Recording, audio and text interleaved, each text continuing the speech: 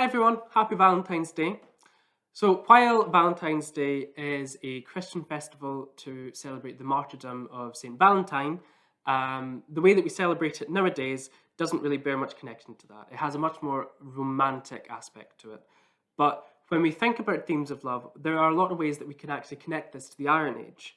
So, here at the Cranach Centre, we're going to be running our Connections event this week. So through this event, we're going to be looking at how people in the Iron Age connected with one another. So for instance, if you want to build a crannog, you cannot do that yourself. A single person could not take on that undertaking alone. You would have to have connections within your community to keep you sustained through the building. It's not just the construction that you need. You need to have food to keep everyone fed as they build it. You need to have the resources. So this could involve things like wood. You would need metal materials. To have all these different elements to build a crannog, you have to have these connections between so many different craftspeople. And it goes way beyond this because, as we know, a crannog sat within a much wider community, one which spread all across the continent.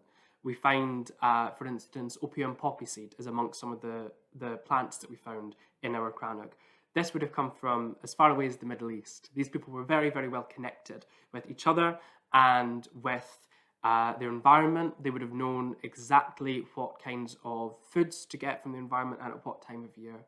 So especially at this time of year in mid-February, when we celebrate Valentine's Day, in the Iron Age, they would have begun to celebrate the coming of spring.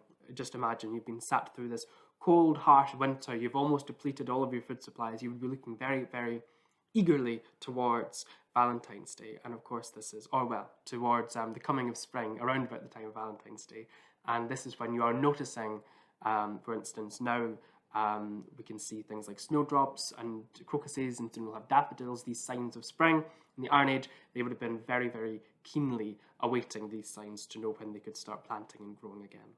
So thank you very much. I hope that you will join us for our Connections event, and I hope you enjoy your Valentine's Day, however or with whoever you're celebrating that with.